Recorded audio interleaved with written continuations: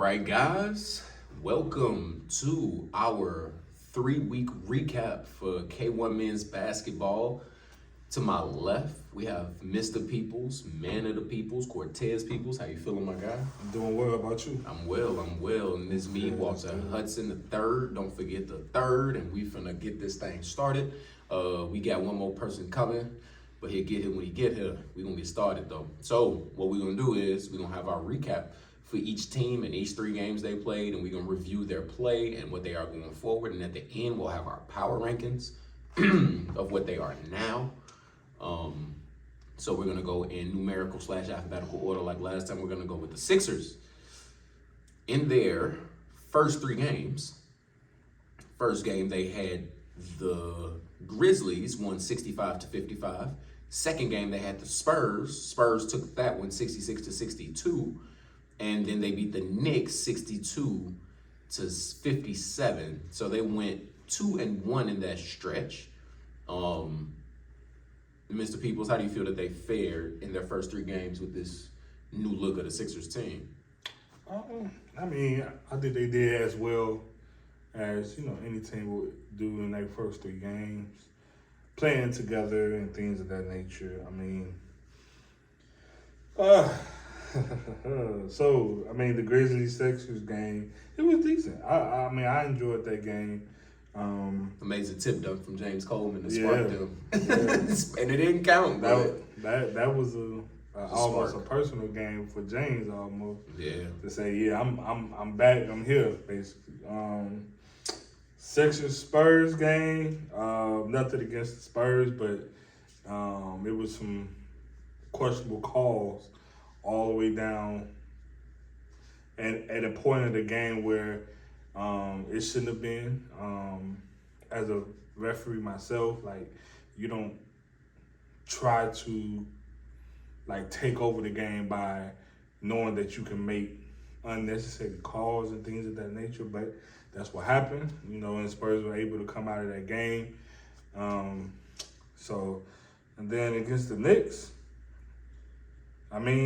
they got through that game almost. Yeah, that game. And it was the last game of the day, and nobody in the gym, and they just score more points than the Knicks, basically. That's all I would say.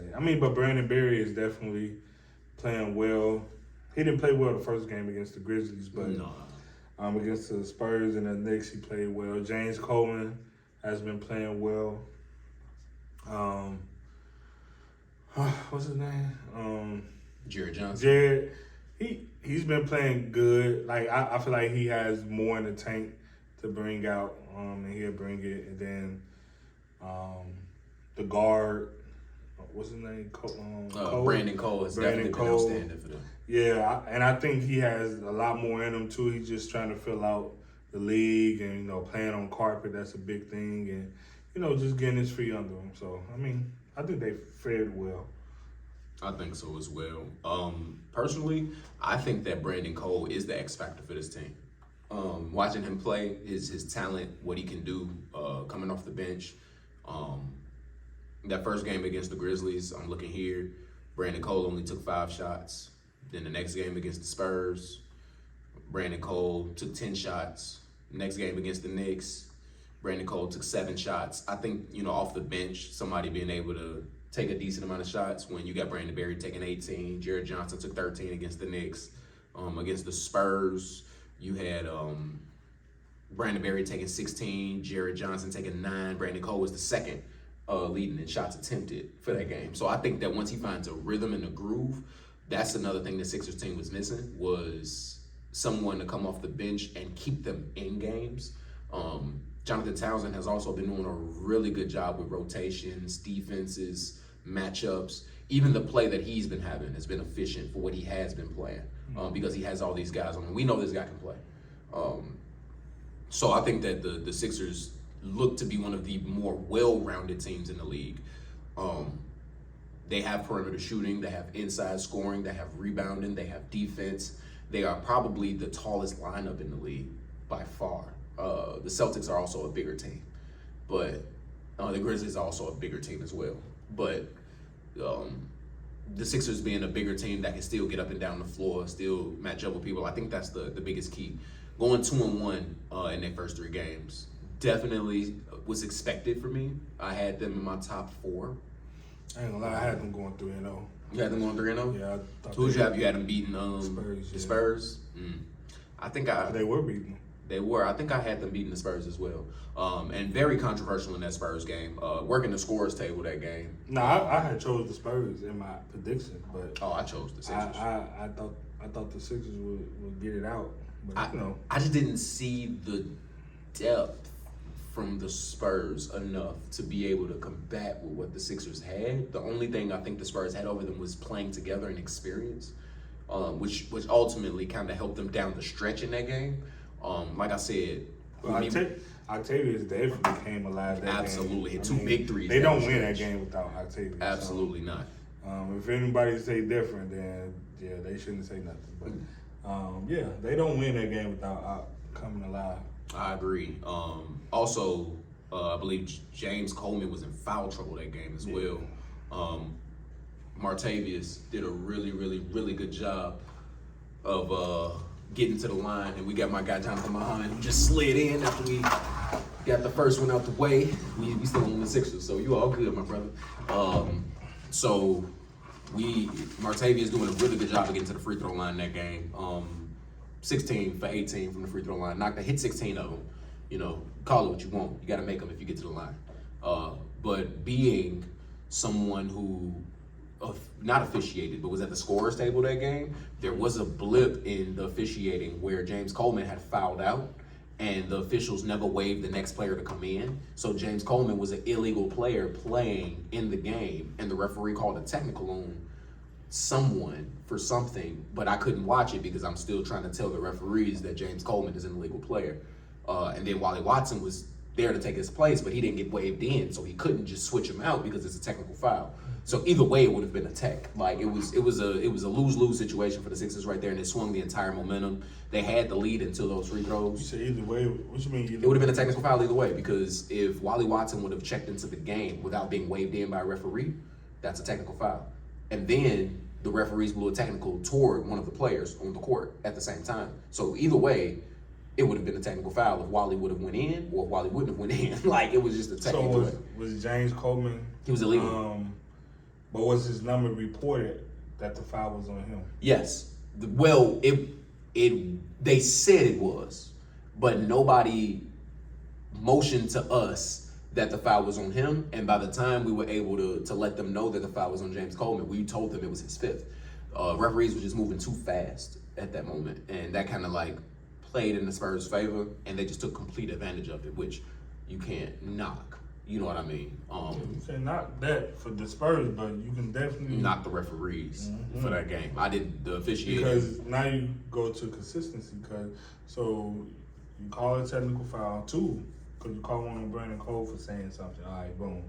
Call one on him, which the ball is supposed to go to the where the play stopped, which it was off a free throw, right? And it was supposed to be changed possession on that Change too. the possession, but the Spurs got the ball back. So that's the second one. Ball, right. Third one is, clear as day, Jamil got called for a foul. He threw the ball. That's a technical foul too. So like you call 3 technicals, or 2 technicals on Philly in the But last not one on the Spurs. on the 4 minutes, but then you don't call the obvious technical on the Spurs also. So it is what it is, but you gotta look at those things. Yeah, we gotta do as a league, we kinda gotta do a better job. And the table and the referees are gonna have to communicate a lot better too in that instance. I'm a guy that feels like you gotta own up to everything so you know what you can do better the next time. Even if it ain't your fault, what can you do better regardless of whether it was faulted on you or not? So I think we're just gonna have to be more vocal, more stern at the table. Like, hey, who was that on? Hey, that is his 5th foul. Hey, don't advance the ball yet. Like, because it's still an officiating crew. The table's a part of that crew, regardless. Yeah, definitely. But that particular officiating, that one was. I don't care. Like that particular one is trigger happy. Like he just want to control the game, no matter what. Even if he's wrong, And looking at it, the other referee was trying to tell him like, hey, you know, this, that, and the third, but no, like, you don't do that. Yeah. So, how you feel about the Sixers' first 3 games, man? Sixers, they 2-1. That only lost to the Spurs. I mean, I feel like I think I got them in my power ranking as the 4th best team in the league. To be honest with you, you know, the only defending champs. That's the only team that didn't beat them. It was a close game. So yeah, they just in the mix of it. I mean, I think Brandon is saying getting back to form. To where he was, you know what I'm saying? He needs to score more, but yeah, like That next game he did. this team is progressing in the right direction. Like they definitely is. Okay. Well, that's good for the Sixers. So we're gonna go to our next team, and that will be the Bucks. Now, this is one of the 3. Well, fun fact, guys, we have 3 teams that are 3-0, 3 teams that are 2-1. 3 teams that are 1-2, and 3 teams that are 0-3. So it's as dead even as it could be right now. The Bucks are one of those teams that are 3-0 right now. And boy, oh boy, can I say I like this team. I really, really like this team. Andre Robertson Jr. was this is a match made in heaven for him. He loves to pass the ball. He loves to facilitate. He loves to play defense. He brings the intensity every game. He's been making big shots at big moments. He's been making the right passes. Ben Green has been playing outstanding as well. I haven't seen what I wanted to see from Barrick just yet. That defensive player of the year caliber guy, that close to 20 point per game scorer kind of guy. And I've only seen Gabe Rechin in maybe what I want to say 1 game thus far, or 2 games. 22 his first game, 9 for 15 from the field against the Knicks, and then the Bulls he was 2 for 8 from the field. Both makes were 3s. I like this team a lot. Skylar Kruger, his shot needs to be a little more consistent because it's kind of easier to guard him if you know he's going to the basket, but they don't keep him off the offensive rebounds. He does a really good job of crashing offensive rebounds, getting to the basket, got a tip done, getting some lobs. Defensively, him and Andre Robertson Jr. have been terrorizing guys in a trap. And LaVelle McIntosh hasn't had the best numbers, but his impact on the floor alone has been really, really good. Really good rebounder, great defender. Still somebody that people have to check and worry about. So it opens everything up for everybody else.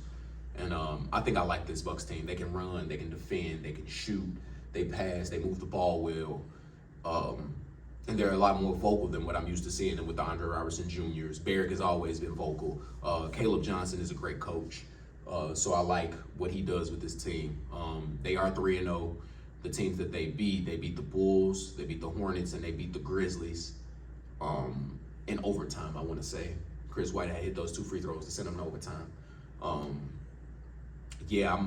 liking what I'm seeing from this Bucks team. They play the Hornets next. So possibly looking to be 4-0. If the Hornets come with their A game, they can give them some go. But I like what I see from the Bucks. What you got, Jonathan?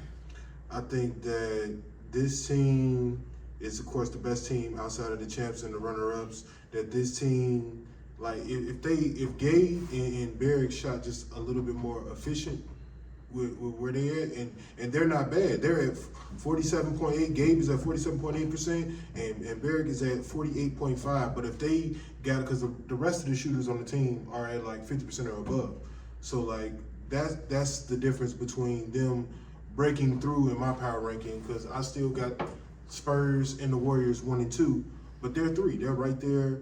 They can beat anybody in the league, and they got the defense to definitely do that.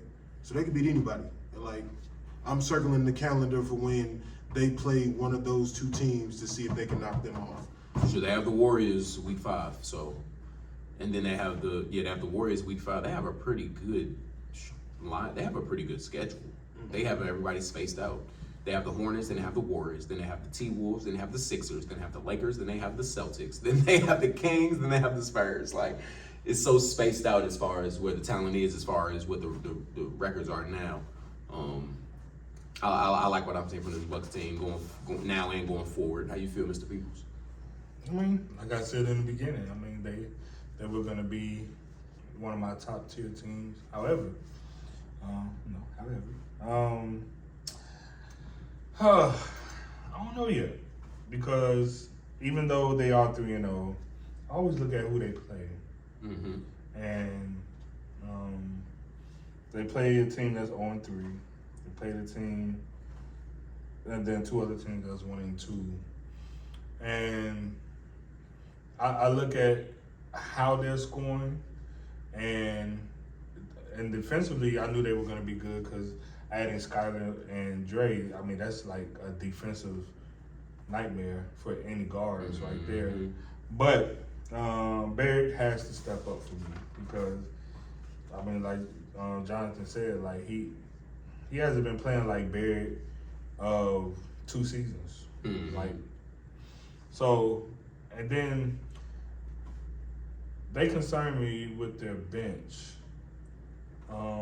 at the moment because I don't see the depth, and that's the only thing that concerns me about them. But they're good. Don't get me wrong. Shoot, they can be anybody. But we'll see. You know, week 4? Week 4, they play the Hornets. They play the Week Hornets. 5, they play the Warriors. Warriors. So Oh, you're definitely gonna see them. that's gonna be a And game. like, if Barrick is the 20-point scorer that y'all say is, this is the game that I think that they should focus on feeding him the ball, getting him more involved, and that'll flow through the rest of the season. Because they can. I think that, you know, it's pretty fair to say that we're all gonna pick them against the Hornets. You know Yeah, what I I'm got them saying? against the Hornets. Yeah, so like, this is the game where I'm trying to do something to see what we got, as opposed to like, we know what you're gonna go to. Stop We know- settling for that jumper. We know what That's you all can do. I want to say. You too skilled and But talented inside. use this game to see what else you got, so when you get into more into the season, you got different options, go-to options, and everything like that. So yeah, that's what I think. All right. Well, we're gonna go to a team that we owe a small apology to Four. because they're 1-2, What that be? but they are not what we said they were, and that's 11 or 12 right Since now. they ain't over. The Bulls, guys. So the Bulls did surprise me with their first game. They played the Warriors, and they gave them everything they had. The Bulls had a really good game against the Warriors. They were motivated. They were very motivated. I still think that the way that Benny came out and shot the ball, because to be honest, Benny doesn't look like he's in the shape that he was a few seasons ago. From what I'm looking at, when just looking at him, but his motor is still there. He's still playing very hard. That game, Benny was 9 for 16 from the field, 5 for 10 from 3, gave him 25 points. Seth Johnson only missed 4 shots, 2 shots inside. He was 3 for 11 from the free throw line. So imagine if he makes more free throws. That's a 30-point game for Seth. Like, it's like those guys were doing what they needed to do. They had no answer for them. And you had Nick Crow on the other end. You had Cortez Baines on the other end. They didn't have Latrell this game, but I still don't think that they would have been able to do much with Seth. Seth has been showing up and showing out as of late. Even he got a block last Sunday when he got above the rim and swatted it. I was like, oh, where those knees come from, Seth? Like, I'm loving it. But they lost to the Warriors team. Then they ended up playing the Knicks and the Bucks. They lost to the Knicks. No, they beat the Knicks. Right. They beat the Knicks, 63-59. right? 63-59, but then they lost to the Bucks by 10. So the margin of victory for the opposite teams or for them is not that large. Their biggest loss was to a team that's 3-0 right now, and that's about 10 points. And they held them to 65 points. Even the Warriors, they scored 70 points to match their 77. Farrah Johnson has been outstanding thus far with them. His last game with the Knicks, you can tell he was gassed. Not even the Knicks, I'm sorry, but against the Bucks, he was gassed. But like, even looking at that team's averages right now, they have 3 guys that average double figures, which is really good. But then everybody else kind of falls off. You have Seth Johnson averaging 19.7 a game, Benny Munoz averaging 18.7 a game, and Farrah averaging 12. So I think that's That's solid for your top 3, but like, what are the other guys giving you? Christian Straw, 3.7 a game. Ian Rodgers, 7 points a game. Jeremy Capper, only 2.7 points a game. Like, that's not gonna cut it when it comes down to playing these other teams. He has to be more aggressive. I call him Mr. Efficient, but Jeremy Capper shooting 25% from the field right now. So I mean, the nickname don't fit as of now, but I know that playing with him outside of the gym, not outside of the gym, outside of K1, I know what he's capable of. So they have, and even Christian Straw, like, I don't think he's been playing with the confidence that I'm used to seeing him play with. So like, I think that they still have potential to give teams, you can't just roll over them is what they're showing me. Mm-hmm. They're showing me that, hey, we are not the worst. Like, they're showing me you gotta come and beat us. Like, if you don't beat us, we gonna give you what we got. You know what I'm saying? Like I said, that Warriors game, it was back and forth into the end. Literally trading leads into the end. And that's the team we call the second best team in the league. So I think, they are 1-2. But I will say far from the worst. They can do better. Yeah, they got a great 1-2 punch. I'm looking at those 2 losses. I'm not just saying like, oh, y'all 1-2. Like, they lost to the Warriors, they lost to the Bucks. Those are 2 big teams. And respectfully too. Like, you know what I'm saying? 7-point loss to the Warriors, 10-point loss to the Bucks, and you beat the Knicks, and they have one of the best scorers in the league. So, and they're in the fight with these games. And yeah, I agree with you, Walt. Like, the role players on this team need to step up, because you got you know what I'm saying, Seth Johnson is playing top 5 ball this year. I agree. So he's top 5 player, right? Then you got Benny Munoz, who's, as far as a second best player on the team, he in the conversation for that too. Like, who the better second best player on the team? I'm averaging, 18.7 a game. He averaging 1 more point. You feel me? Like, you know what I'm saying? He's averaging a double-double too. And then Farrell Johnson, the third guy on the team. So we know who the ball gonna go to. You know what I'm saying? It's just the role players need to get that little extra punch, and this team can, turn this around, because it's just a record. It's just 1-2, but the 2 losses is the 2 top tier teams. 2 undefeated teams at that. You feel me? So I'm not mad at that. How you feel, Mr. Peoples? I don't know what y'all talking about, man. Y'all tweaking, bro. What you mean? Seth Johnson ain't playing top 5 ball? Man. He fit for MVP to me. They don't look like the worst team in the league to me. He fit for MVP to me. I tell you what it is. I tell you what it is. They're not the but it worst ain't team them. in the league. That's what we But, said. hey, Seth is hooping. Yes, he's definitely hooping.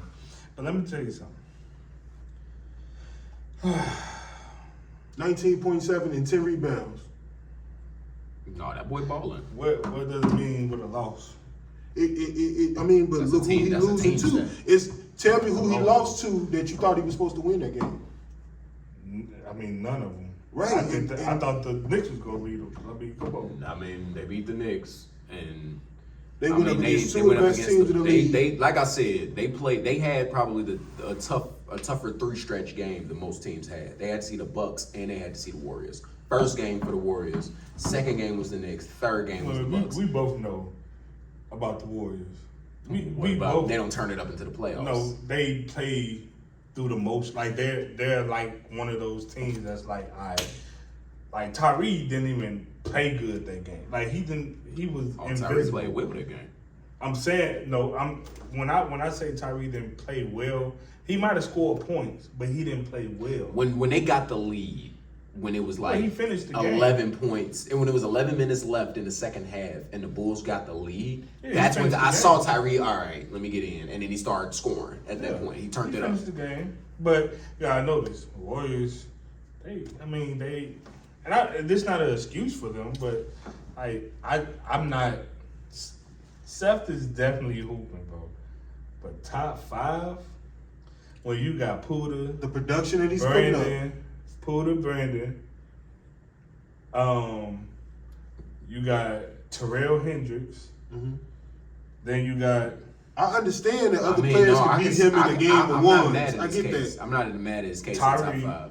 I'm not saying that he, the best one-on-one Yeah, player. LJ, that's 20, five I'm players. just But saying. 20 and 10 is very valuable towards your team.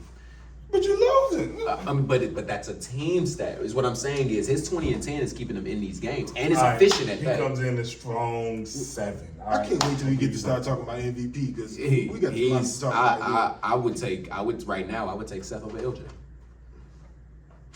I got LJ at. I mean, when you said stats, right? I'm talking just. You just said stat. You just said about 20. No. But I'm saying 20. I said 20. I was talking about what it does for his team. This is what 20 and 10 does. I'm not just talking about numbers in general. Seth, we gotta talk about J.J. Williams. But his efficiency.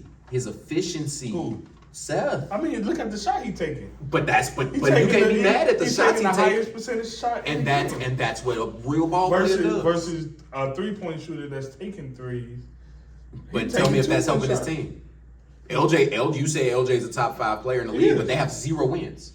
And And when they matched up against Seth, and they beat LJ. So what are we talking about? Just LJ. So how is he over Seth? It's just LJ. Tell me.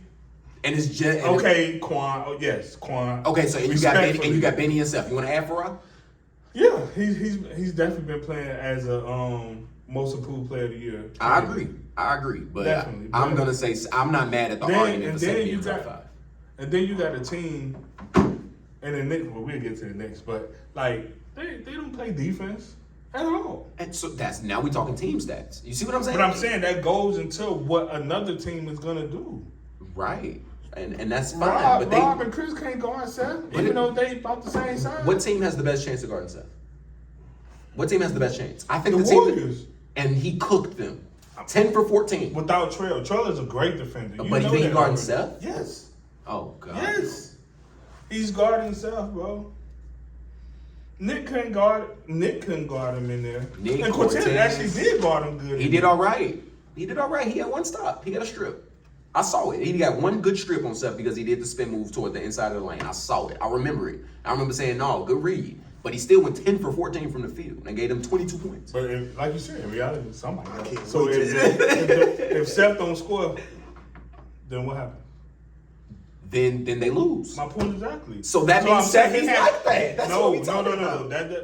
If that's the case, LJ is playing with no one but Quan. LJ is look. So I don't want people thinking that I think LJ is bad because no, that we know that's He not balling. the case. He's balling. When it comes to putting the ball in the basket, he's scoring at the highest difficulty. So I hear what you're saying with that. But what I'm saying is hardest percentage shot too. and I agree with that. But when you give me, I will take somebody that's 20 and 10.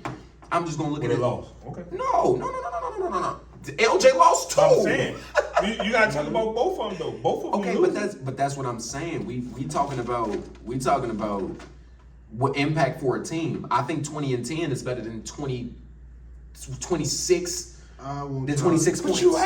you have Benny that is a proven shooter in the league. Okay. Versus I have LJ and then And I Quan. have Spoiler Quan alert, I got that LJ and Seth in my top 5 I do MVP too. rankings.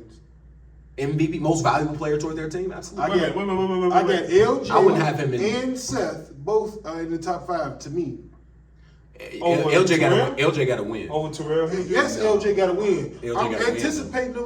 anticipating them getting a win. No, I'm saying But, like right now, you got him over Terrell Hendricks. No. No, right now. No. Okay. Puda is 1. Terrell Terrell is 2. Terrell is 2 for sure. That's clear cut. I think the whatever we about to say about Puda today, the only criticism is the difference between I him still being think Brandon- MVP I still think Brandon Berry and is unanimous number 3. MVP. Like that's it. That's all we can talk about with Puda right now. Is what he needs to do to be unanimous MVP. No, because he's the clear cut number 1. Clear right cut. now. It's nothing to talk about with that. His play as of late has been outstanding. It has been outstanding. Here we go. Just the last Come on game. Come on, my levels of. Hey, I keep it real, bro. Like it's a lot of inefficient things that Puda does. Oh, many shots that we he get takes. to talking about it. I'm gonna talk about it too. Yeah, no, But at the same time, what I'm about to say is only the difference between him being the MVP and unanimous MVP. All right, let's get to the Celtics. We're gonna get to that. All right, so for the Celtics, they have been playing much better than I expected them to. They've been moving the ball very well. Johnny Williams has showed up and showed out for them. Best player. Yeah, I like what Johnny Williams is doing for them. CJ Link has definitely stepped into his own as well.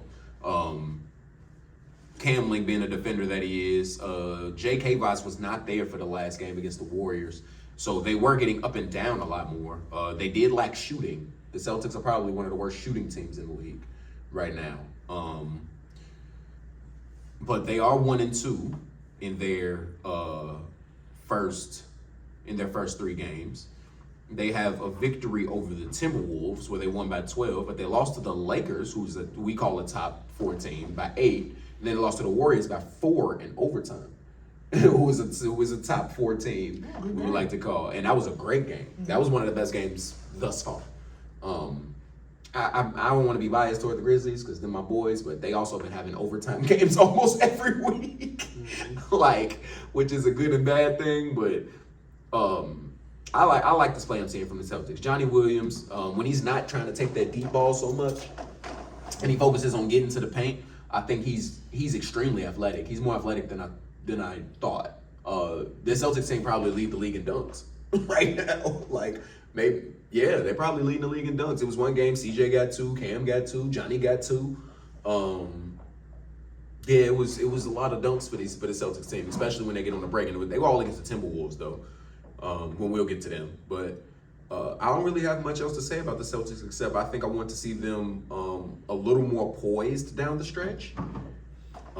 Even though I feel like they did good against the Warriors, I think that Coach Josh is doing a good job with his rotations and the matchups as well.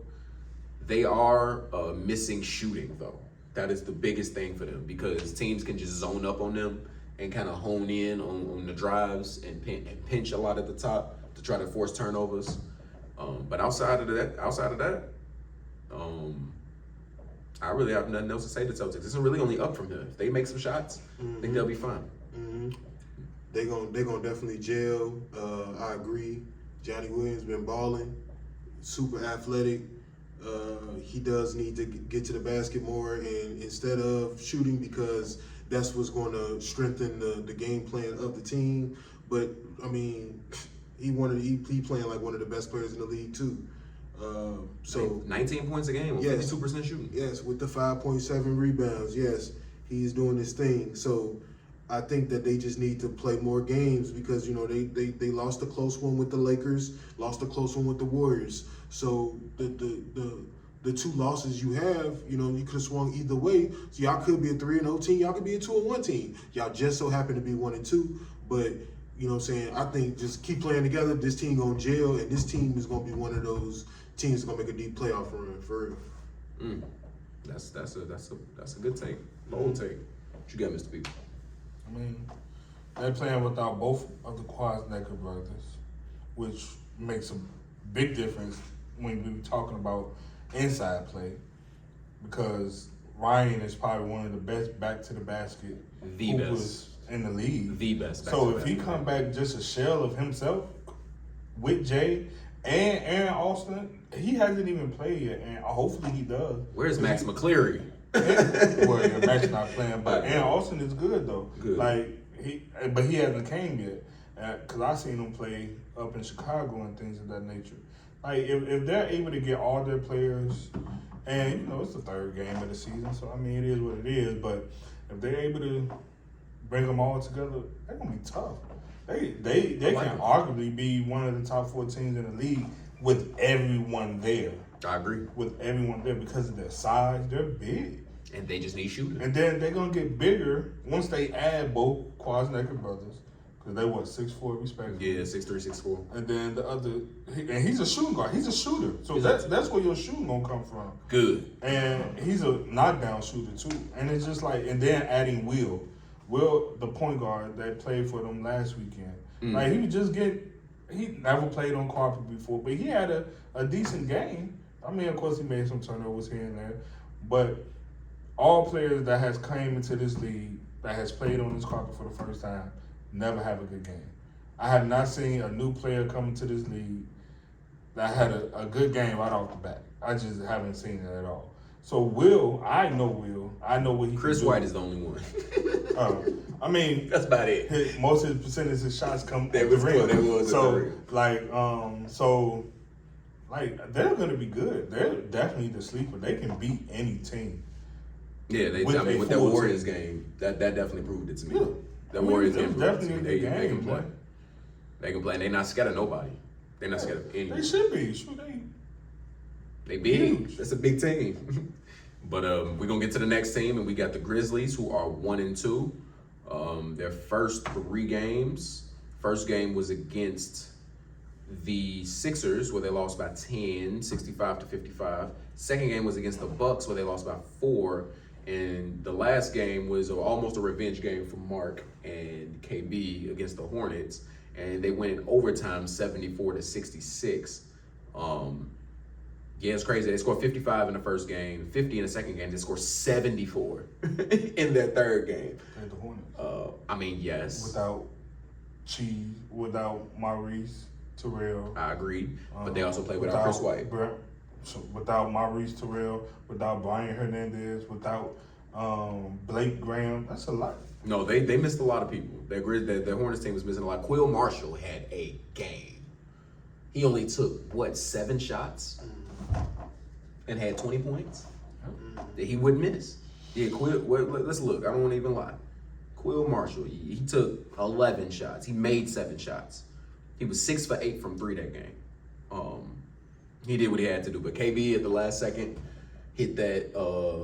Hit the shot to send them into overtime, and then they just took it over from overtime. The Hornets had 1, 2, 3 guys in double figures. The Grizzlies had 4 guys in double figures, 19, 18, 17, and 14. I think that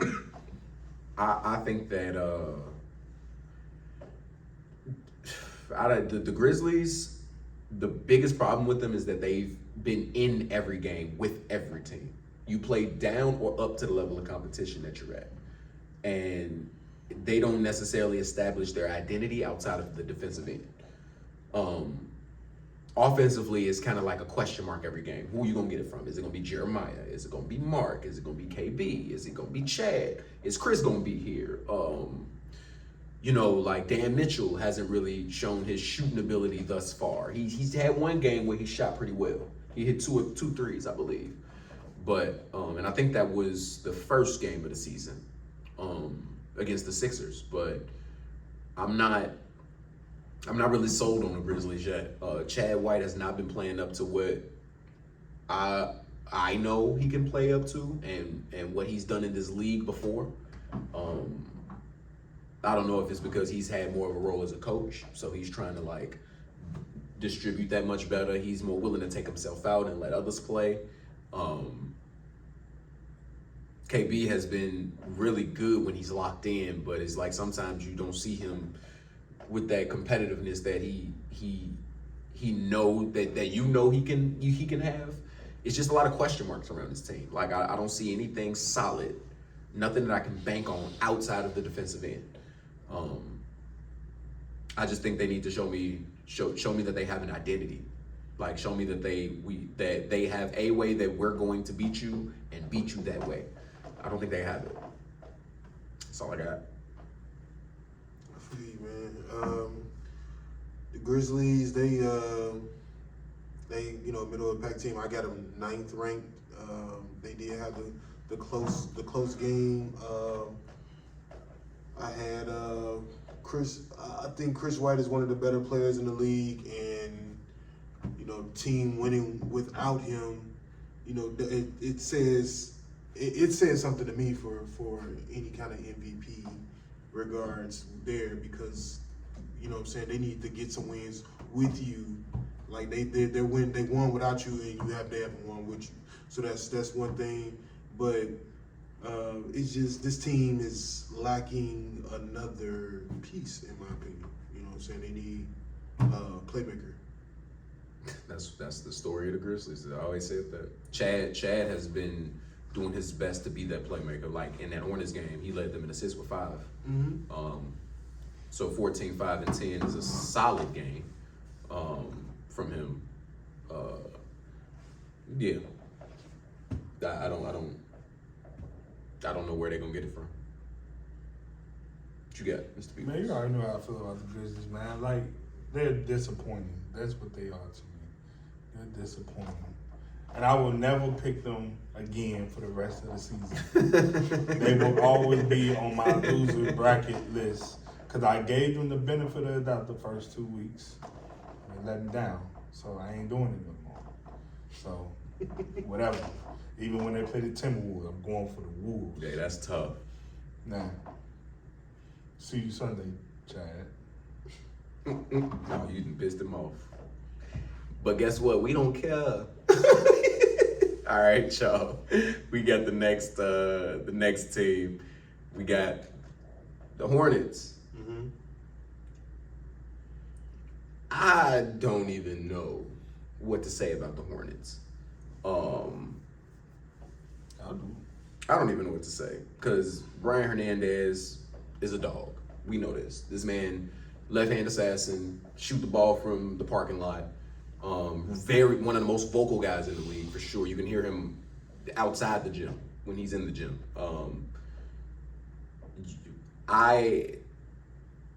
I think that the one thing that I did say is for them was about Otis, how his attitude is, how he plays himself, when to play, when not to play. I think that he's actually been very valuable on the floor for them when he is on the floor and he is getting up and down the floor. I ain't had nobody. Yeah, but I mean, I think he's still been valuable though, regardless. I think it's not like he's out there and he's stinking it up. I can't say that. No, you know what I'm saying? He's been playing very well. Ronnie Jackson hasn't been making shots like I'm used to him making as far as the mid-range goes. I mean, he's been making them. He's gonna make them because he's the mid-range master. I like to call him. I'm a mid-range guy myself, so when I recognize somebody else like that, you know, I always love to see it go in. You know, when they take it. Keon Lane, very impressed by his game. Didn't have a really good game last game against the Grizzlies. 5 for 14 from the field. But I like how disciplined he is. Darian Bosby.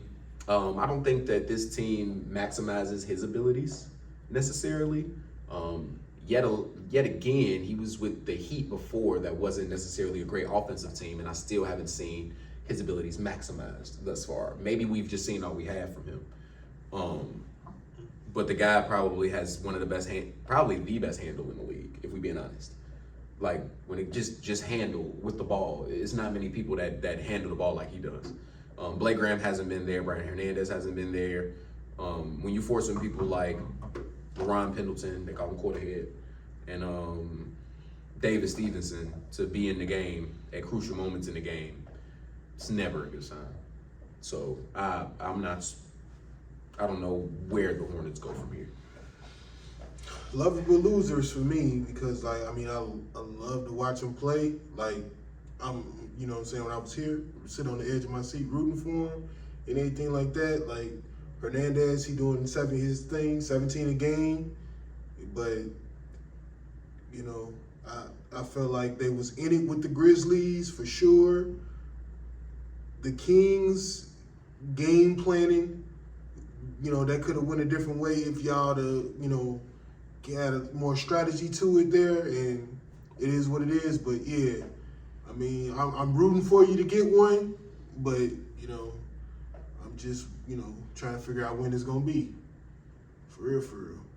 Yeah, when we counting on you to beat teams like the Wolves, you know, like to get your victory, like right now, that's not the best. But like I said, Brian Hernandez is that's a stud, and I don't think he's gonna lose too many. Like him being in the game, him being as vocal as he is, he gets the team riled together. So I think they'll get them some victories. How you feel about them, Mr. Peoples? Who? The Hornets. Dang. No, I just said who. I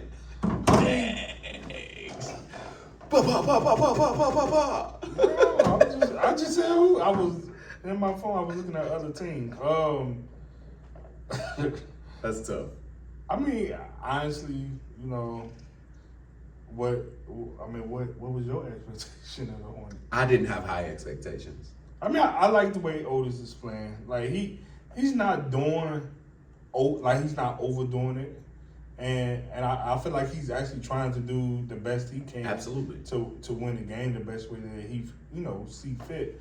I do think like at moments when they need to like speed up, they can't really. And This is not a running gun team. right, but they do have a group where they can.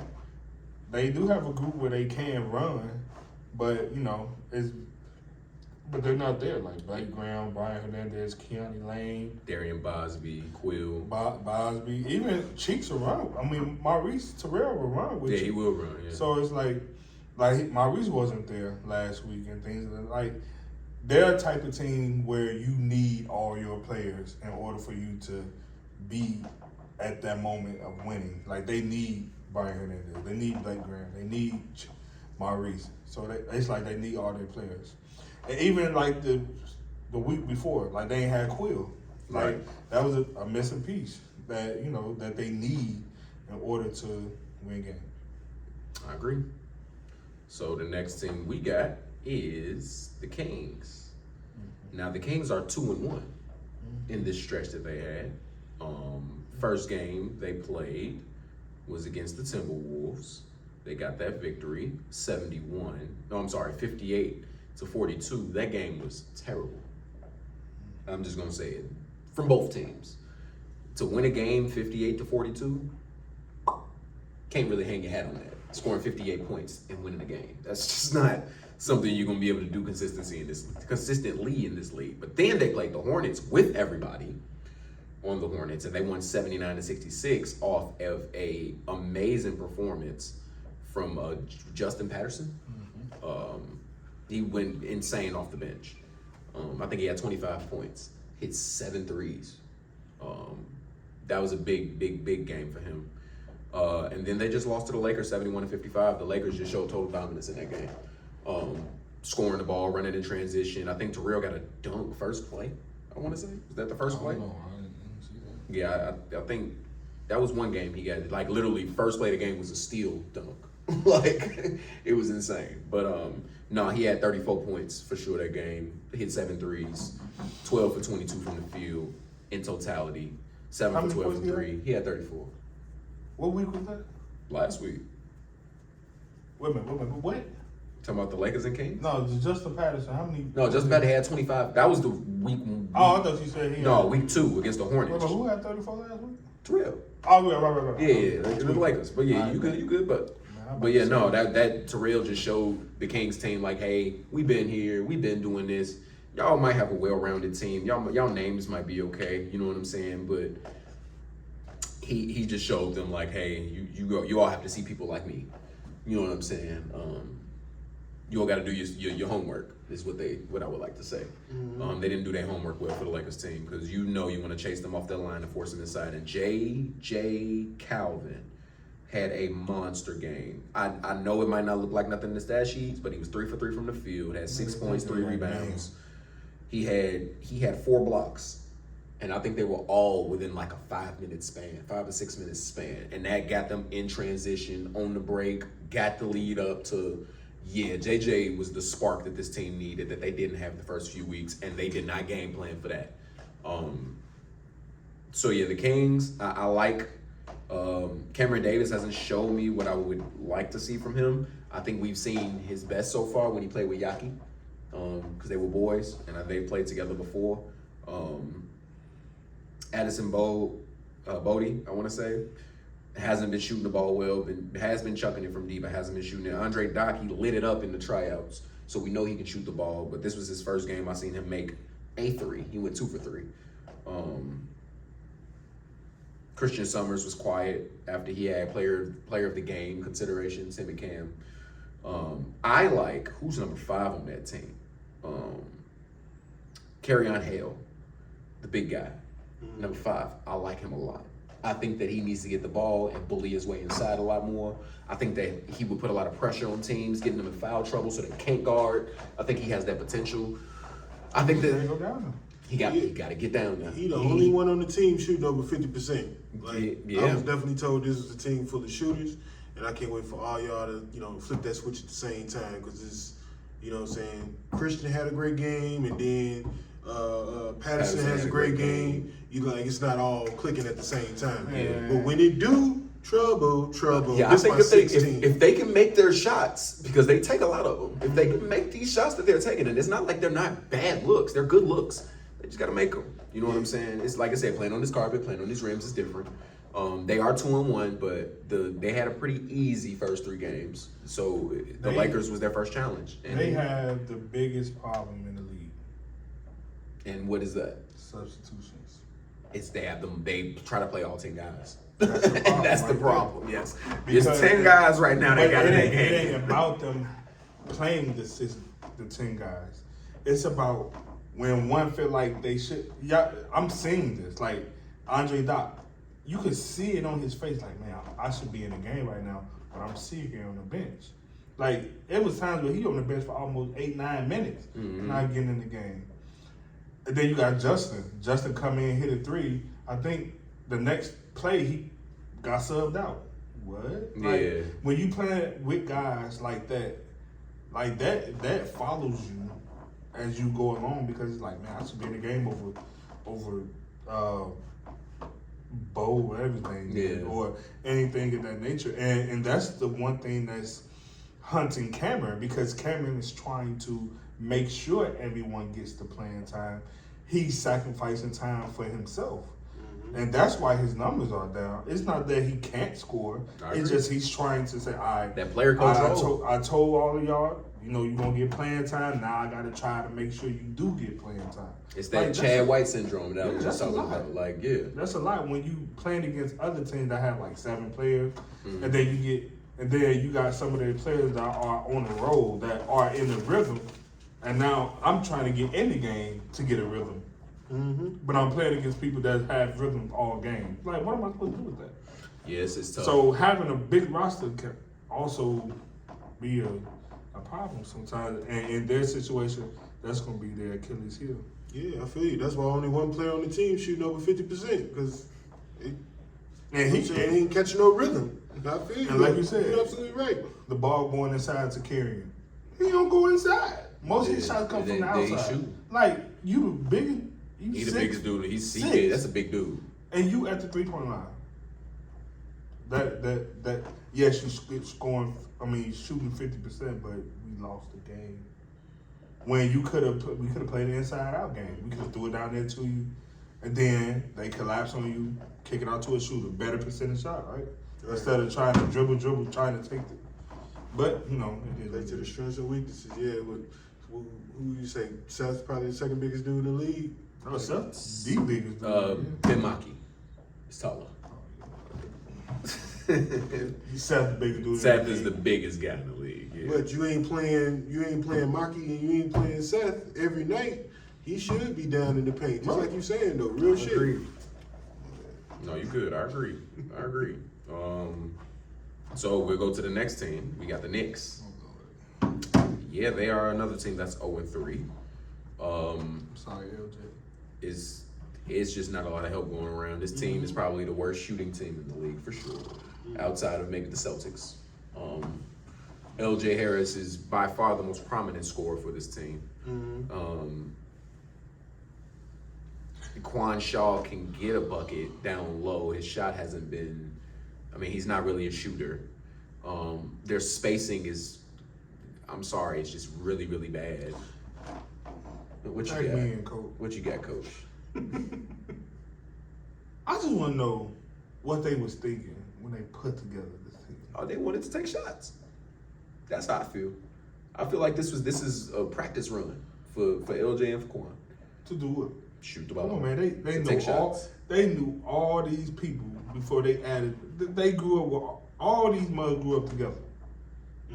You know who you playing with. First of all, why are you playing Chris and Rob together?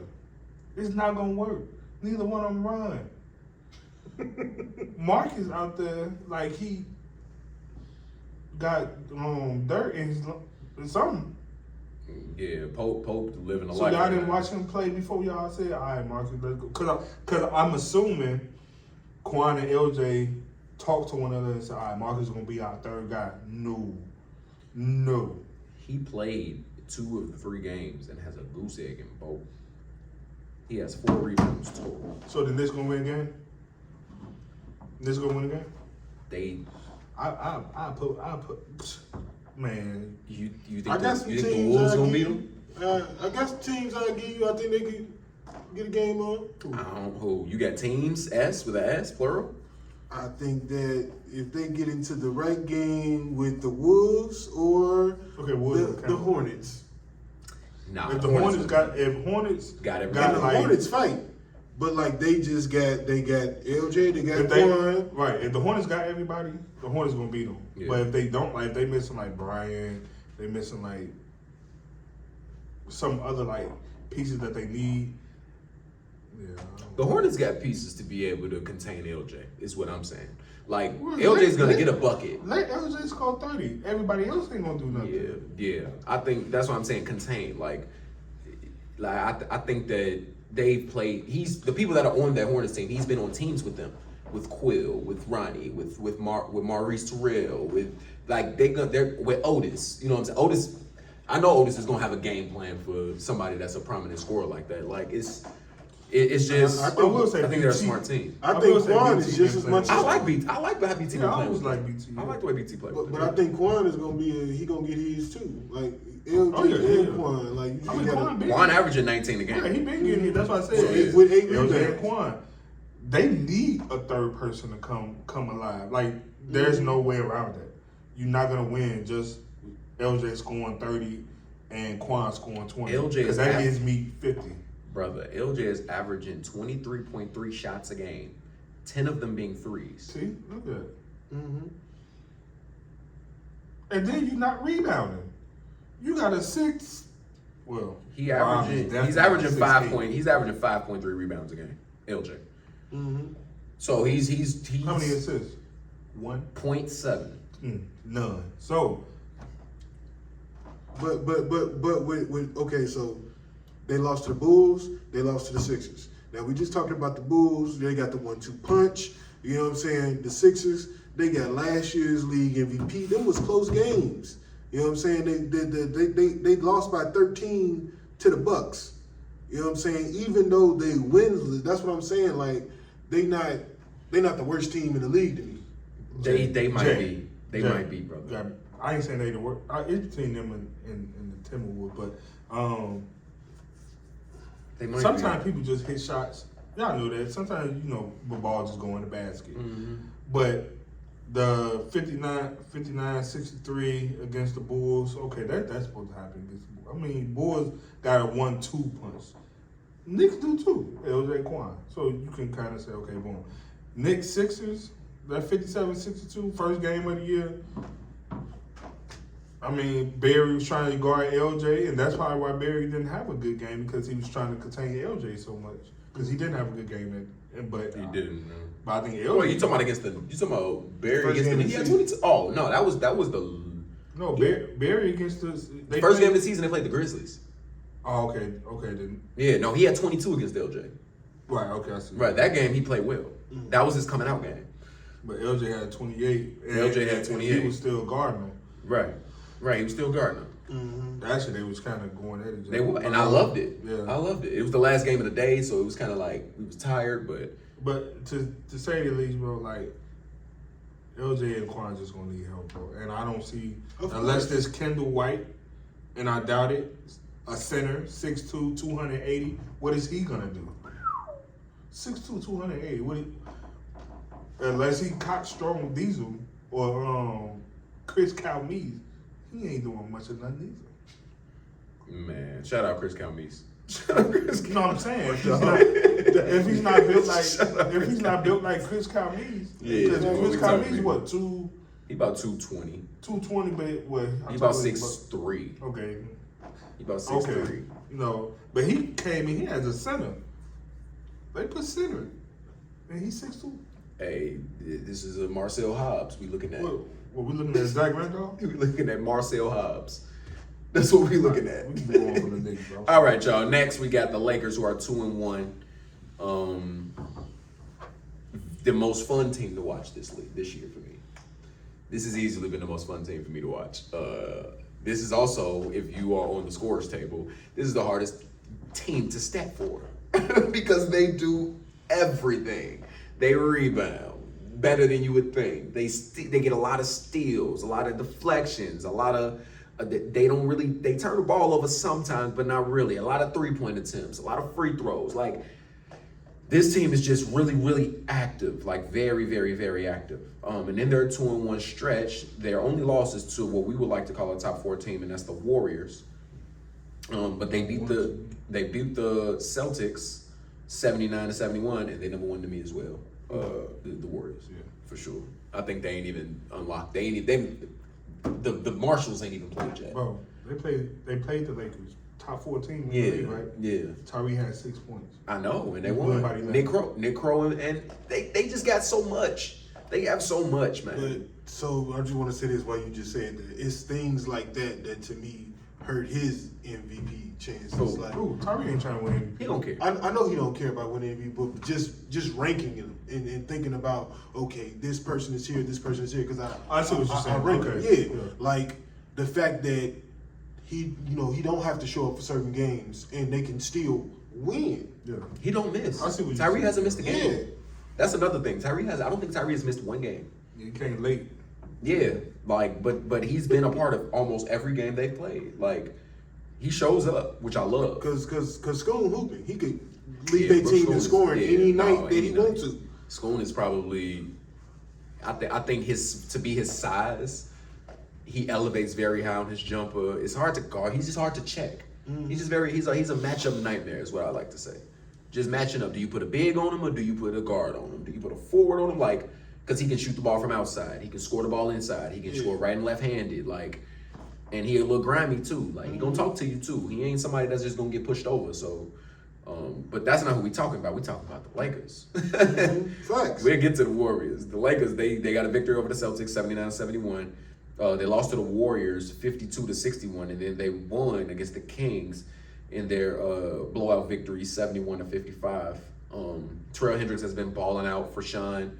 Isom has been shooting the ball very well. Contrell Matthews is showing his Rookie of the Year campaign. He didn't have a great game last game, but it's because Terrell dropped 34. So when you got a guy that hot, feed the hot hand. I think that J.J. Calvin gave them a big spark, like we talked about earlier, with his defensive play, him being able to run the floor along with them, as well as guarding bigger guys and getting rebounds. This Lakers team is, like I said, very fun to watch. It's Tone Brooks has still been kind of lax to me. But when you got a lot of talent like that around you, being the passer that he can be, and that I know he is at heart, I think that this is really good for him to have these young guys, young legs moving, and Tone Brooks to be 39 years old, still running up and down the floor the way he is, just outstanding to me. That's all I got for the Lakers. What you got, Mr. Peoples? They're definitely one of my top 4 teams. Absolutely. And they are very, very unselfish this year. Like, Terrell has been passing the ball, actually. Mm-hmm. And I'm like, okay. Because that's one thing that he didn't do well in past seasons, but he's actually doing it. Because I do believe that he trusts his other cohorts, the guard, like Kentrell. Like, Kentrell is probably one of the best scorers in the league, honestly, like, for real. Yeah. Like, he can score with the best of them. And he haven't even broke free yet. Like, No. the man got springs out of this world. And it's so sneaky. Yes. It's so sneaky. You wouldn't even know. Freyjon, Shooter. out of this world, and it's like they don't look at, oh, you're bigger than me. They're like, we're just gonna score the ball more than you, Mm-hmm. and we're gonna play defense. That's one thing. Another thing they do. Now, the only reason that they lost to the Warriors was because I believe that the Warriors just overwhelmed them in the inside. They were missing Contrell too. Hmm. They were missing Contrell and they didn't have JJ. Yeah, so you missed a control, you didn't have JJ, and then you just got overwhelmed on the inside, and that's a lot. So I mean, they're gonna be right there. I think so. I think they're gonna be right there. To me, I like this team better than I like last year's team. This is my favorite Lakers team that I've seen. Thus No far. arguing, they Yeah, hooping, bro. yeah, Like, yeah. I mean, outside of the one I was on when it was me, Chad, Brian, Lil Dre. Oh, Yeah, that was a fun team. We went 9-3. No, we won eight games that year. But still, that was a fun team. This is probably the most I've seen them be excited. Like you said, the excitement they have to play for each other. Like they no arguing. Nobody's mad about anything. Like even Devontae Barnes is playing with like when he gets in the game. Like defensively, if you watch, gotta watch. He's been very energetic and he's That's gotten the a lot thing, of I gotta stops. watch. You gotta watch. You gotta see. He's been playing with high energy. Yeah, man, the Lakers they hooping though, man. Like, Even Jacoby Lamb. Terrell Like, killing. Yeah, he can play. It's insane. Yeah, man, but I definitely think they Well, won. Joshua Lawson. winning teams yeah, Josh, yeah. for sure, man. He won that last game. He wasn't that last game either. And Joshua Lawson can ball. He had that one thing when he got elbowed in the head or hit somebody in the back of his head or something like that. He was like, Jesus, somebody got rocks in their forehead. Like, he was like, He was Jesus. killing that game too. And he was cooking. That's why he was mad. He said, right when I get to cooking, somebody want to hit me in my head. Like, what's going on? All right, so next one. Let's try to keep it short, guys. We got the Spurs. The second to last of our 3-0 teams is Bucks Spurs. Are the two that we talked about. We haven't seen the full Spurs team. Devin Vent got a scholarship to Paris State, so he can't play. And then Dennis Koger, I just played ball with him last Friday. So he had a patella tendon injury. So once those heal, it's like he was never hurt. So he's looking pretty good. He's working himself back into it. He still can jump, still can move around, still high IQ ball, still a shooter. You know what I'm saying? Like Dennis is still Dennis. He might want to take it slow just to begin, just so he don't get himself hurt. But like, I think when Dennis comes back, I think that'll make all the difference for them. They had a pretty easy schedule for the first 3 games, if you ask me. The Timberwolves, the Sixers, and the Hornets. That's like we said with the Sixers game, very controversial with the calls at the end, but with their experience, with their chemistry, they were able to stay with it to the end. On Octavius Davis has been showing up for them for sure. Yep. For sure. I think Jameer can do a little better shooting the ball. He's not shooting the ball like I'm used to seeing him shoot the ball. It's not that he's missing a lot, but I think he can be more efficient from the 3-point line. Mm-hmm. I think that would give them a big of a lift. I like how Matt Cunningham has stepped in, and he's been playing big minutes, making big passes, getting some steals as the coach of this team to be able to get them something. And I mean, right now they have the MVP so far in Martavius Putelasta. First 2 games, outstanding. This last game wasn't as efficient from the field. Yeah, I didn't agree with the co-player of the week as well. I think that was a runaway from Did you Terrell. agree with that, Jay? Co-player of the week? No, Terrell should have got it. Oh, okay. Yeah, Terrell Yeah, should no, have got Terrell. I believe Terrell should have got that too. But that's I don't got control of everything. My opinion is just my opinion. But no, I think that that last game he was just 1 for 9 from the 3-point line. He was 12, but he was 12 for 22 inside. I want to say that game. Right now he's averaging 29 points a game, 11.3 rebounds, 3.3 assists and a steal, and right under 3 turnovers a game. For a small guard under 5'10" to average 11.3 rebounds a game, phenomenal. I can't. There's nothing really I can say about that. I mean, he playing the backside of their zone they play now. So I mean, a lot of rebounds are gonna fall his way. I mean, they can fall your way. You still got to get them. I mean, look at the team. Okay, let's go back to the team that they play. One of them was the Hornets, and Quill was guarding him. That one he didn't play. They didn't play his zone. They manned up against the Hornets. So he just had Quill on them, and they were offensive rebounds, not really defensive rebounds. He was getting. They were offensive rebounds. So he was getting a lot of what they say the Andrew Reese treatment. I mean, no offense to Quill, respect Quill, but Quill was guarding him. I mean, Yeah, no, I understand. He probably weighed what? He was 150. 50 pounds more than Quill. Like, Quill 150. Poodle like 160, 163. Cat. No, Poodle like 160. Cat. No, he not Quill not 150. Quill got it to me. I think he listed at 150. I'm 150. I know I'm 150.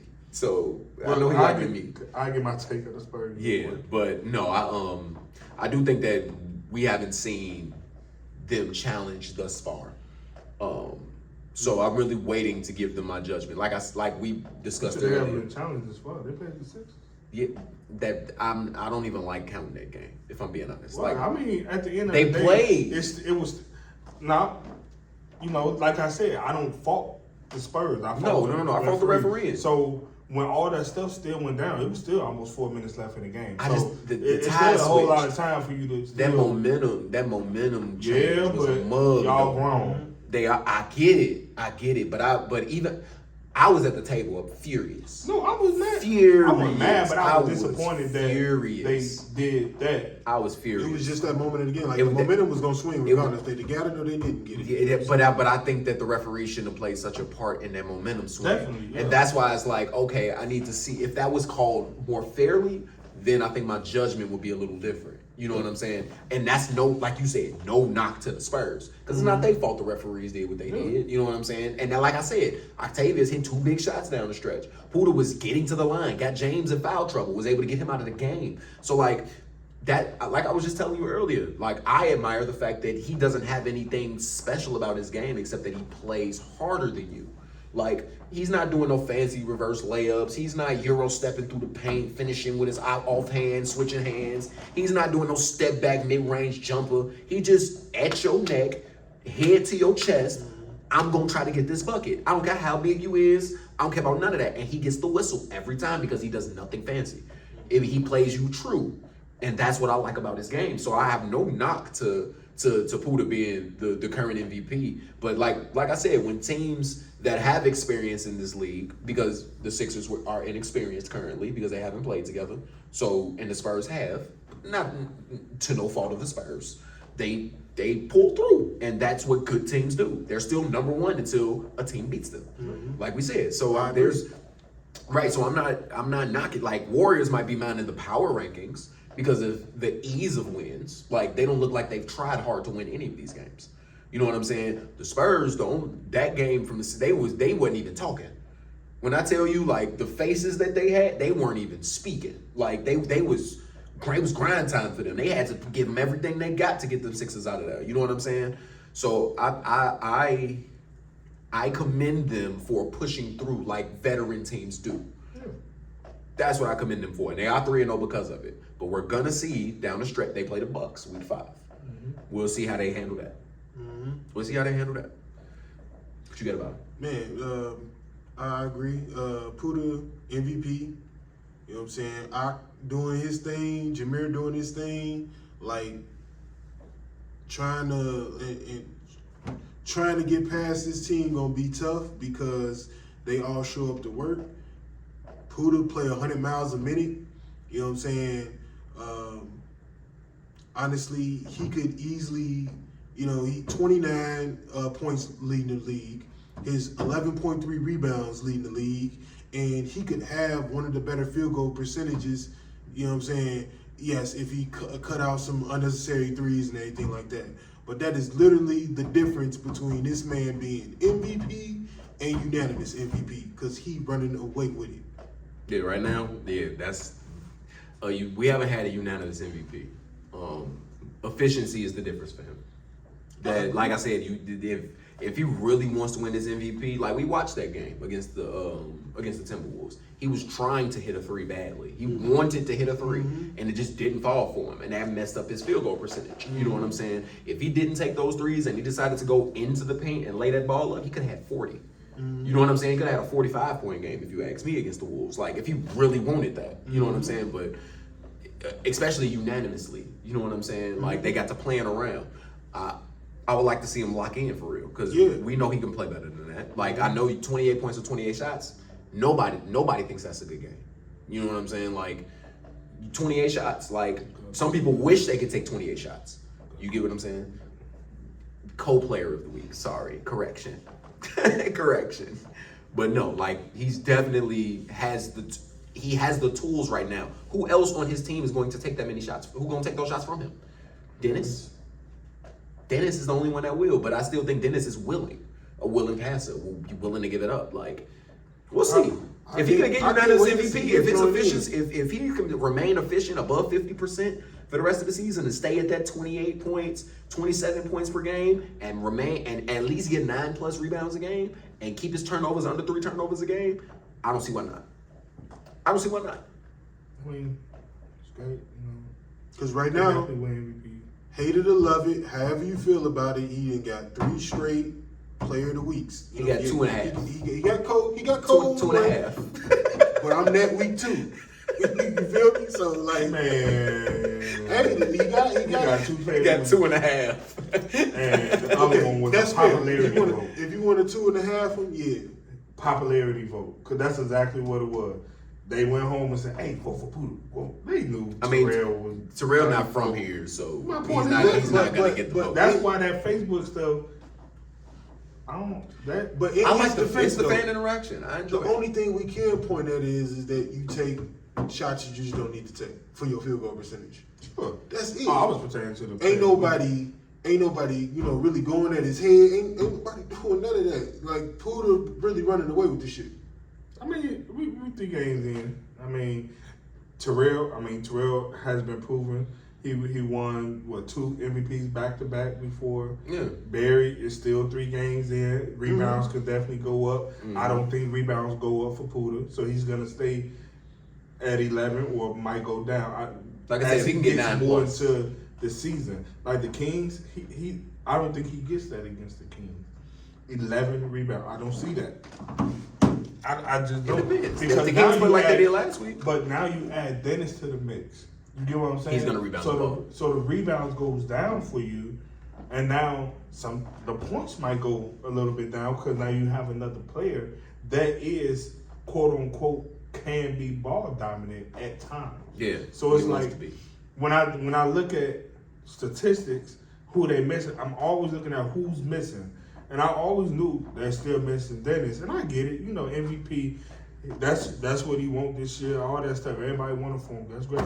However, one thing about when we talk about Terrell, which is not that far away from Poodle, and the points and the rebounds, because Terrell is at 8 rebounds. So that's 8, 9, 10, 3 rebounds off of what Poodle's getting, right? And Terrell is at 25. But not only did Dennis ain't came back yet, they came into the season expecting to play with Devin, and Devin won't play. And Devin was the co-defensive player of the year last year. Yeah. So it's not like, you know what I'm saying, that's a big L right there. Right, that's what. But I'm saying, So no. to be doing I'm what saying- they're doing without the 2 players that they got, yeah. But I'm saying for his sake, of what we was talking about, unanimous MVP, all that stuff, we have to look at who's coming back. Like, cause Field wasn't there for a game, wasn't he? He wasn't there last game, right? Mm-mm, So wasn't. like, some rebounds go away from him. So now, I was at 11, right? Now I moved down to like 7, which is still good for a guard at his size. But then you look at points. Dennis won't take 10 to 12 shots, depending on how the game going and things. So that diminishes your shots. And then now you still got to play the Warriors. You still got to play the Lakers. You still got to play the Bucks, right? So I mean, it's a lot that goes into it. Respectfully, I mean, right now he's Shai Gilgeous-Alexander, like for real. But did Shai win last year? He should have.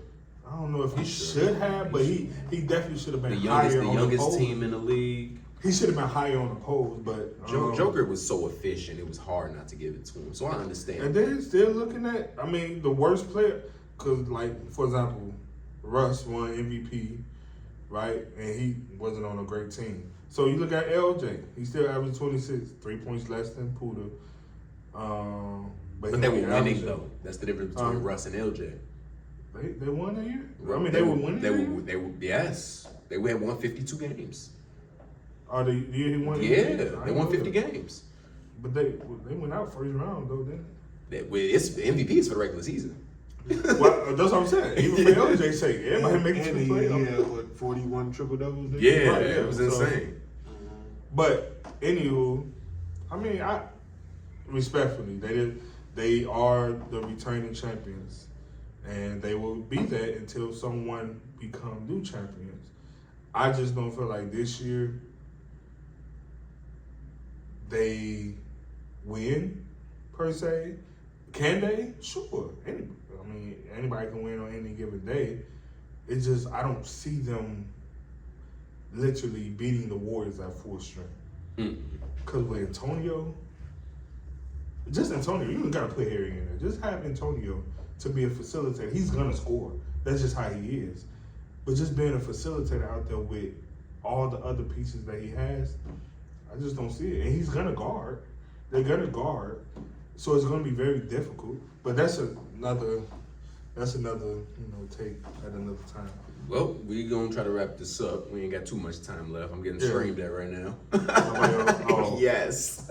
But anyway, we got the T-Wolves. We don't gotta say too much. 0-3 right now.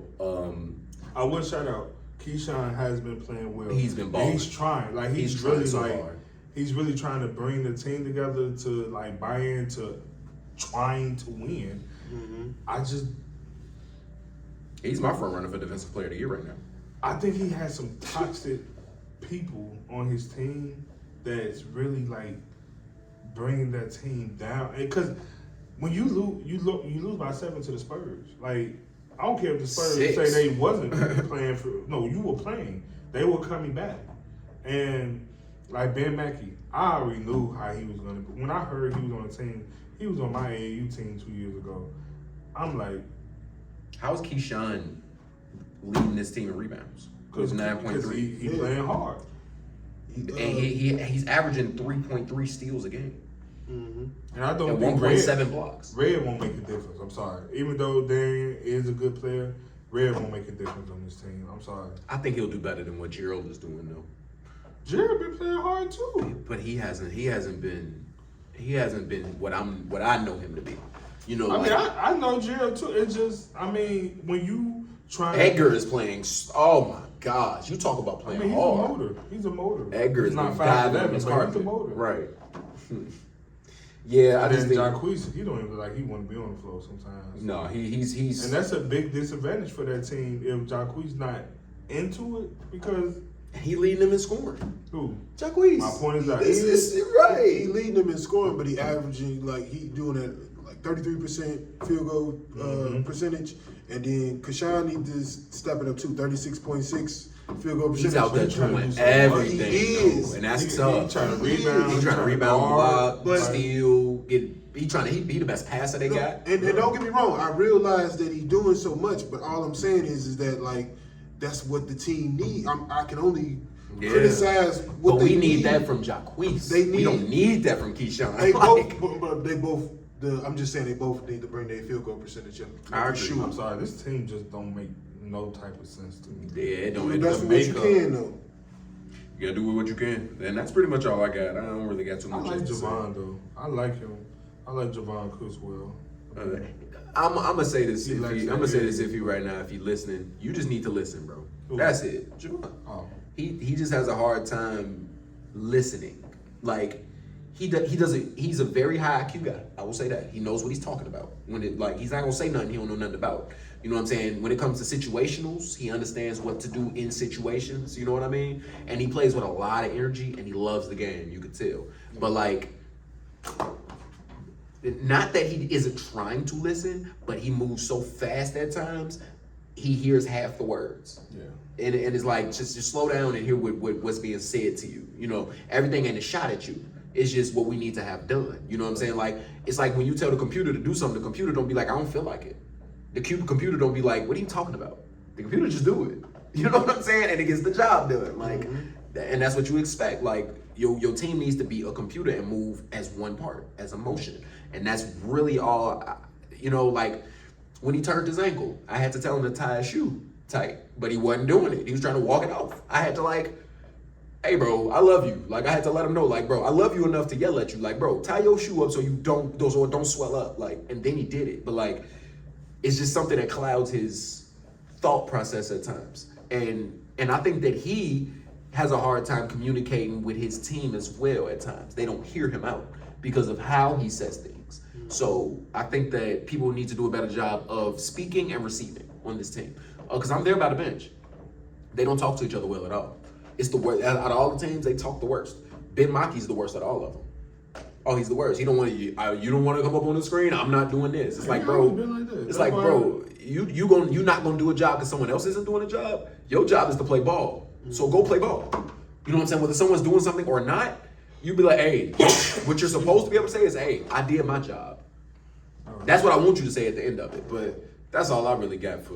Somebody not giving their best effort shouldn't affect you giving your best effort. I feel you on that. And that's one thing I don't like about Ben, and I hope you hear it, That's brother. why he's not playing in college now. And I hope you hear what I'm saying because I'm watching it, and I am a coach, and I was going to play for the Timberwolves, but then I looked at the roster, and I'm like, I don't think they're gonna talk good. Like I don't think that this chemistry is gonna be what it needs to be.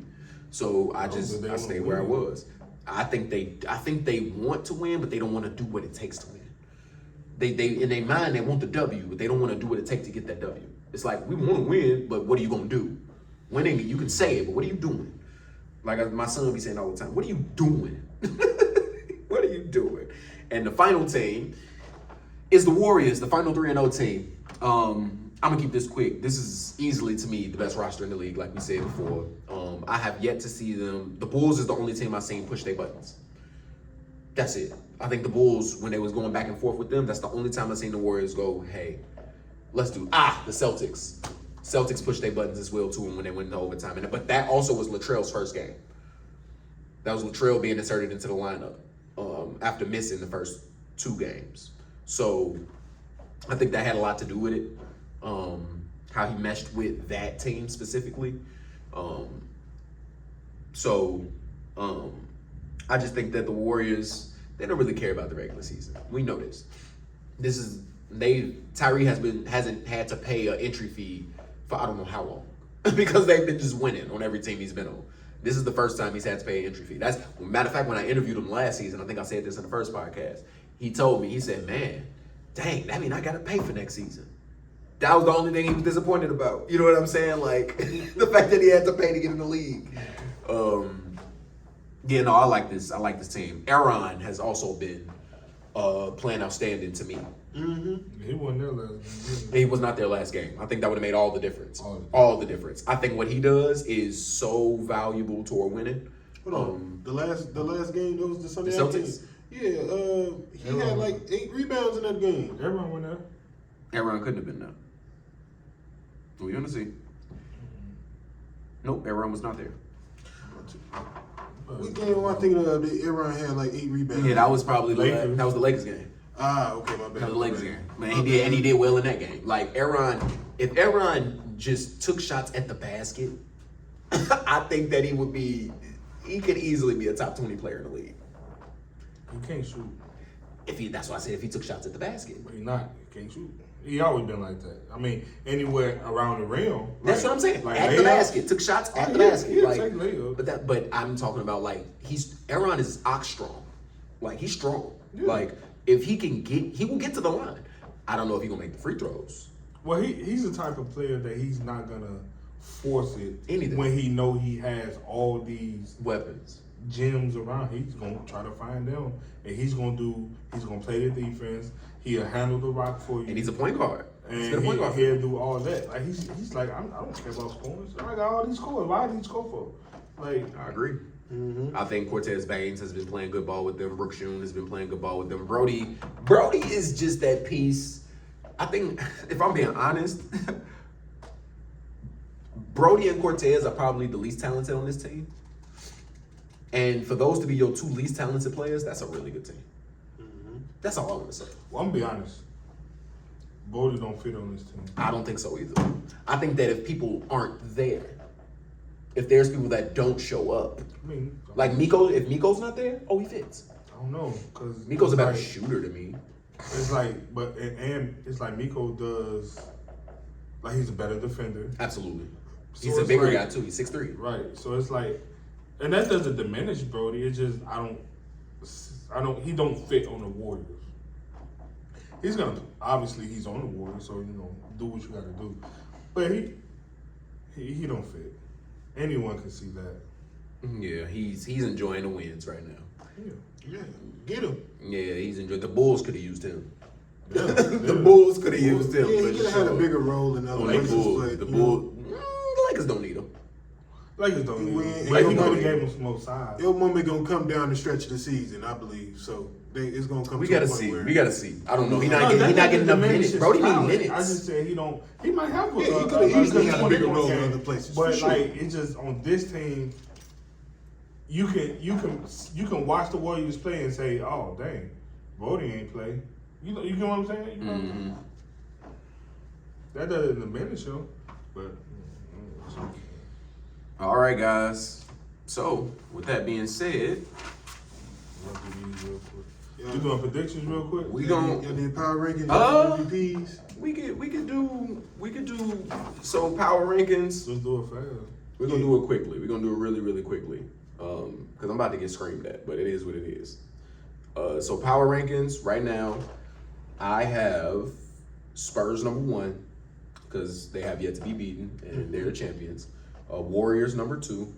I got Bucks number 3. I have Lakers number 4. I have Sixers number 5. I have Celtics number 6. I have Bulls number 7, Kings number 8, Grizzlies number 9, and then you can throw Knicks, Wolves, and Hornets at 10, 11, 12, whichever order you want. Yeah. So yeah, Spurs. The Warriors, last 3, though, yeah. Spurs, Warriors, Bucks, Sixers. Bucks and Sixers interchangeable. Yeah, I feel you. Like the Bucks lost to the Spurs, Sixers lost to the Warriors. So like, and I think that Spurs game was a little bit closer. So that's why I ranked the Sixers ahead. But Kings 6, Celtics, Bulls, Grizzlies, Knicks, Wolves, Hornets. In my opinion. Yeah, that Knicks, Wolves, Hornets can go anyway. I think I would probably put the Wolves under the Hornets though. So I probably got Hornets 11, Wolves 12, and then the Knicks 10. I got Spurs only because they are the champions, not because they are the better team. Yeah, nobody beat. You gotta Okay. get beat first. That's why they're Gotta get my beat. number 1 right Gotta get now. beat. Spurs, Warriors, and they would stay my number 1 since I wouldn't beat them this Yeah. year. But Spurs, Warriors, I'm gonna say Bucks, then Lakers. That's my top 4. And then I will throw in there the Celtics, then the Kings, then wait a minute, did I say Sixers? Yeah, you said Sixers is your 4 or your 5. I have to say 5 then. 5. All right, and then I got Bulls over Grizzlies. Yeah, I had them over the Grizzlies. And I'm with y'all, the Wolves, Knicks. Well, no, I don't. I got Knicks. I got Hornets. I got Hornets, Knicks, Wolves. I got Knicks, Wolves, Hornets. I mean, I just if the Hornets full team is there, they're beating the Knicks. We gotta see. Cause We gotta see that game. I don't doubt it, but I gotta see that game. okay, yeah, I feel you. I gotta see that game. Like, I just with gotta they see it. full team, I would take the Hornets because they I like the haven't played Hornets. bad. They haven't Except played one bad. game. It's just when you have a dynamic, a weird dynamic of a team, and some people aren't there, that's a big problem.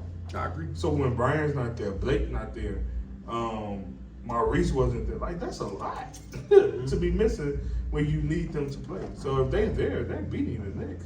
The Knicks have had everybody. I'm sorry, they missing a 6'2", 280 center. Jesus. Who is that? I don't know. My point is that. Man, Like I don't know. so. Yeah. Well, we're gonna do predictions real quick. We can do predictions. We can do Well, predictions. no, I want to make some people mad. Yeah, we can do some predictions. So for week 4, we have Bulls and Wolves. I got Bulls. I got the Bulls as well. I got Timberwolves. Ooh. I got Farah over or under 12. Oh, over. You got him over 12? Yeah. I say, well, no, That I'm sound about right. gonna make a bold one. Nah, I ain't gonna say that because Seth, he gonna have a field day with Ben. Ooh. I'm still gonna say Wolves. I think Jacquees and gonna have a good game. I hope they do. But I just think that 1-2 punch You do know I'm playing. coming right to now. one and I two know you punch. joking. I'm still picking the Wolves. Yeah, he got the Bulls, but he I gonna mean, pick I the hope they Wolves have a against good the game. Bulls. Well, I'm going for the Wolves. Come on, Wolves. Hey. All right, you got Spurs and Kings. Kings. Spurs. I got the Spurs for sure. I got the Kings. I mean, I got the Spurs. This man is trolling. I got the Kings. All right, we got Lakers and Knicks. I got the Lakers. I got the Knicks. The Lakers. No, I got the Lakers on that one. I can't go back on that one. All right. Ooh, game of the week. Warriors and Sixers. Well, because I know Antonio Warriors. will be there, Marshall, you gonna be there? I'm gonna go with Warriors. I just think even without Antonio, they just I'm gonna go Warriors too. Yeah, the Warriors can win that. I'm gonna go Warriors too. Yeah, they got the size to match up, the shooting to match up, the experience to match up. Just I think it's gonna be a good game though. I'm happy to see it. I can't wait. I really want James to come out of shell though. Yeah. Like no, I'm talking about scoring the ball. Like he can score the ball. He's been doing everything else. You know what I'm saying? Like he's been an energy guy right now. You know what I mean? But Jared Johnson really ain't came out of shell yet. He's been filling out this team. You know what I mean? Brandon Berry still has to take those shots though. I think somebody has to do it for them. And I think Brandon Berry's the guy to do it. He knows how to take 30 shots. Some people don't know how to take 30. Like that's a skill. Believe it or not. Then we got the Bucks and the Hornets. I got the Bucks. Oh, this last game The gonna Bucks. be Yeah. good. I'll take the Bucks. Ooh, this last game gonna be good. We got the Grizzlies and the Celtics. Yeah, the Celtics for sure. Celtics. Mm. I trust the Celtics 3-point shot than the Grizzlies. I mean, they still got Mark. Mark hasn't been Okay. knocking it down.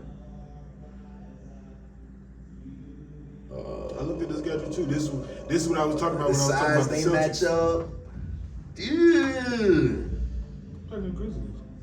I mean the Celtics. I think they just play better. I think I gonna play better than. I think think- they're gonna play.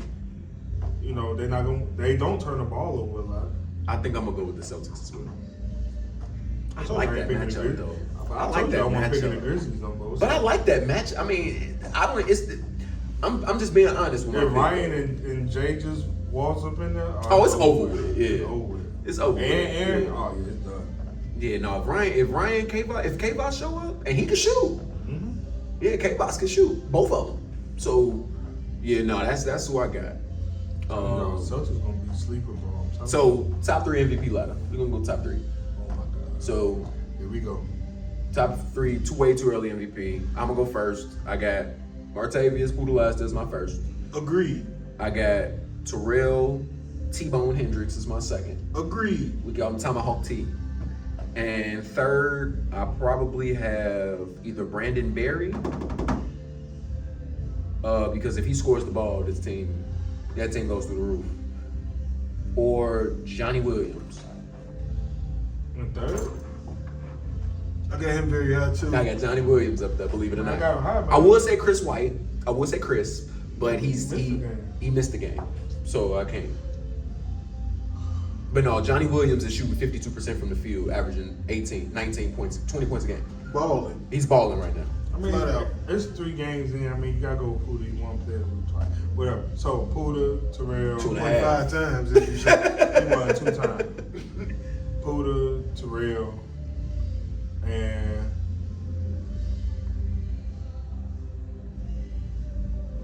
That third one is tough. I can't. I got Brandon and I Johnny. know y'all gonna call me crazy for this, cause they 0-3. But man, 26 a game and like you ain't got no LJ. help. You ain't got no help. I said the same. Like that. I mean, like Quan got 19 and 9, but like it don't mean nothing. yeah, like we need somebody that's gonna like take the scoring load off. So that would be Or my something third like that, like- LJ. Because I mean, He's lower on the ladder for me, but he's up. He's in the top 5. Well, he He's go in the top 5. 5. He's probably 5, maybe 6. If he fell out the top 5. If he fell out the top 5, he'd be 6. Because I guess I would have Seth over him. Wow. Bro, he almost 20 and 10. That's what I'm. 19.7, 10 rebounds a game. 6-11. Don't matter. Okay. He doing it. I paid to play this league just like you. Just like you. No, did. but I'm saying he's 6'11". You got LJ, that LJ's cooking. he's taking, But he's taking the hardest so shot, many too. shots, though. He's His taking the hardest- field goal he's percentage taking- is who bad. Okay, go ahead. Give it to Kamari I'm just giving. Hodges. I ain't looking at his size. I'm looking at his production. I mean, LJ been producing. the league No, leader in production is rebounds is production. 5'10". You feel me? So like, If that. right. So I love it's not like Steph, somebody my can guy, outplay him but because I don't- he big. He's not over LJ, bro. Like you gotta be. I mean, like I said, if somebody puts LJ over Steph, I'm not mad at it. No, I don't Okay, have the LJ reason at why three. okay, bet Terrell over Poole. Now what? Terrell to me will be over Poole. You wanna know why? Because Terrell is proving his numbers will end this season better than Poole. I guarantee. And look, one thing about both of them, and I'm gonna wrap it up on this. One thing I do like about both Puda and Terrell is that their numbers lead to wins. Their numbers lead to wins. Neither one of them have had a losing season since they've been in the league. Yeah. Neither one of them. Who has more MVPs? Terrell. There you go. All right, y'all. We gonna wrap real, it y'all. up. My boy, Mr. People's Man of the People's Cortez Peoples. We got my boy Jonathan Muhammad, and you got Walter Hudson the third. Don't forget the third. Don't forget it. Wait a minute. If you really want to take Terrell over Poole, I'm sorry, because he